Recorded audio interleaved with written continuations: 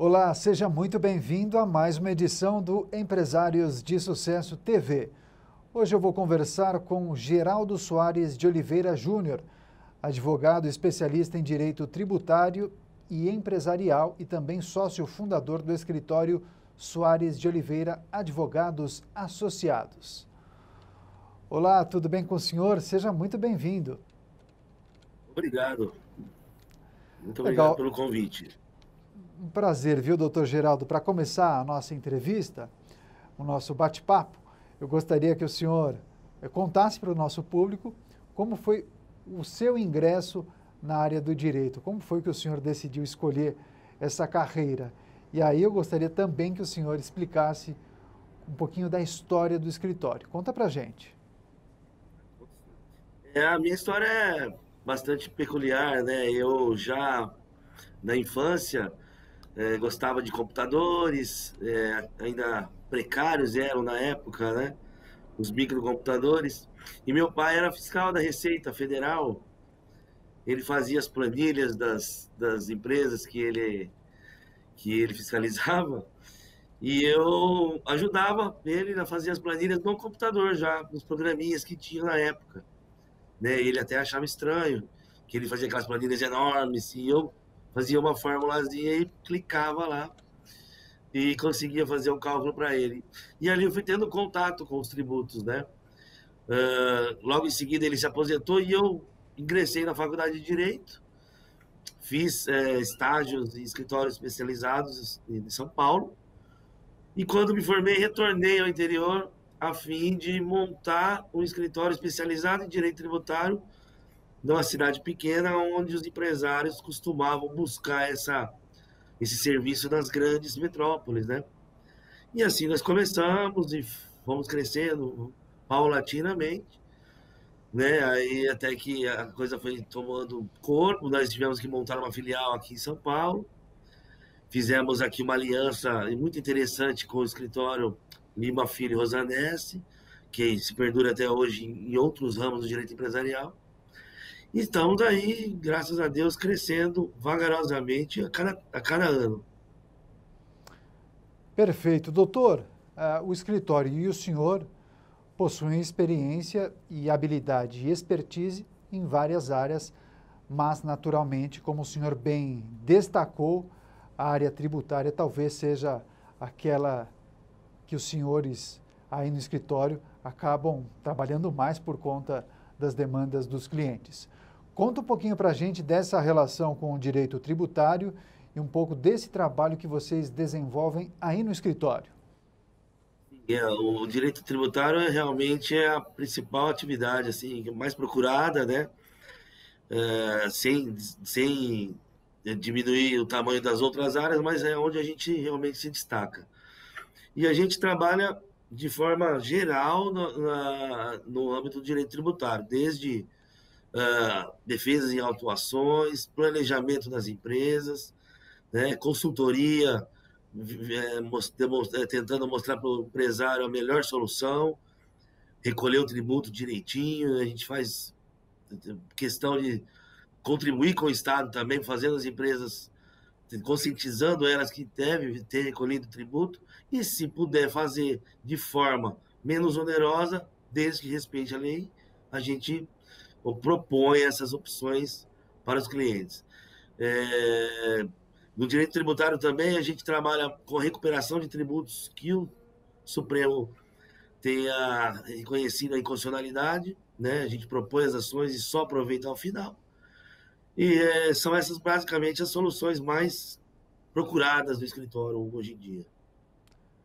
Doutor, conta um pouquinho para a gente como o senhor e os seus colegas aí no escritório se organizaram para atender as demandas dos clientes durante o período de pandemia. Eu conversei com outros advogados e muitos relataram que as ferramentas digitais foram fundamentais para continuar dando conta do trabalho e das demandas. Conta um pouquinho para a gente como vocês fizeram.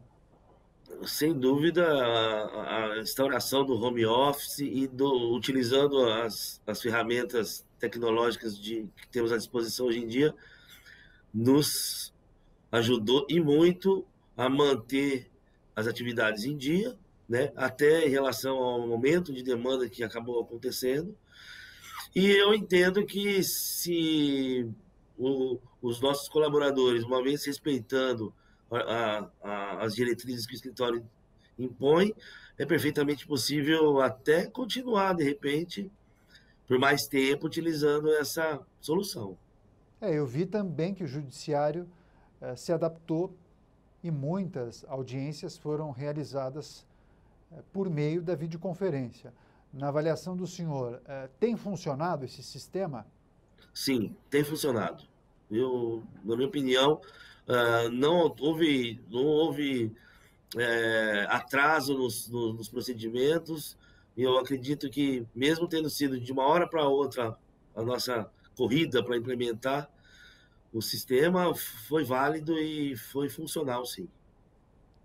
Agora, eu pude observar também que, em razão dessas muitas alterações, mudanças na legislação foram feitas a toque de caixa pelos poderes legislativos dos estados, as assembleias, mas também nas casas legislativas do governo federal, Câmara e Senado. Essas alterações, na avaliação do senhor, poderão impactar também em futuras ações ou não? Eu acredito que sim. É, houve mudanças que foram realizadas a toque de caixa por conta de uma necessidade pontual e que ninguém havia previsto, né?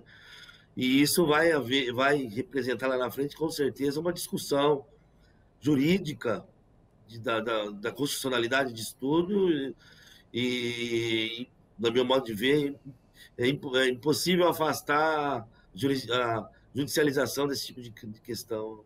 Não há como fugir disso, porque o Estado foi obrigado, de uma hora para outra, a tentar ajudar o empresário, tentar resolver, amenizar a situação do país. E, logicamente, que muitas redações da lei podem confrontar com institutos constitucionais, então isso é inevitável.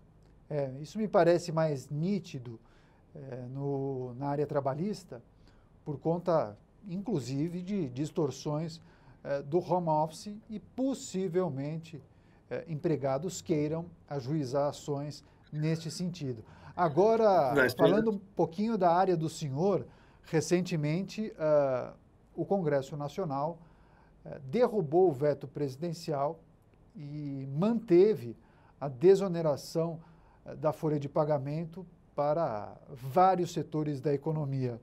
Qual a avaliação do senhor nessa medida do Congresso Nacional e se também na área tributária o senhor entende que há brechas para ações futuras neste âmbito? Então, aí a questão da desoneração da folha, ela é uma questão muito peculiar em relação à atividade de cada empresa. O prestador de serviço, por exemplo, dependendo do faturamento dele, ele fica numa situação privilegiada, porque não incide sobre a folha, que é onde é o maior custo, normalmente, da empresa prestadora de serviço. Então, ela é beneficiada e, de repente, uma indústria, pelo fato da desoneração incidir sobre o faturamento, e a folha de salários poder representar menos que o percentual sobre o faturamento. Então, é tudo uma questão do ramo de atividade de cada empresa. Eu vejo a desoneração como um alívio para um setor que estava sendo penalizado. Eu não acredito que isso seja inconstitucional, mas creio também que perdurar essa desoneração pode fazer uma diferença para as contas públicas no futuro. Então, é uma questão de uma análise mais econômica do que do aspecto tributário em si, no meu modo de avaliar. Perfeito, mas é bem-vindo para o prestador de serviço. Certamente, certamente. Doutor, muito obrigado pela entrevista, contribuições importantes aqui para o programa. Desejo muita sorte, muito sucesso e que o senhor volte, retorne ao programa para dar as suas contribuições. Muito. Agradeço demais o convite, foi um prazer imenso participar com vocês desse programa. Muito obrigado, um grande abraço. Um grande abraço. Eu conversei com o Dr. Geraldo Soares de Oliveira Júnior, advogado especializado em direito tributário e empresarial e também sócio fundador do Soares Oliveira Advogados Associados.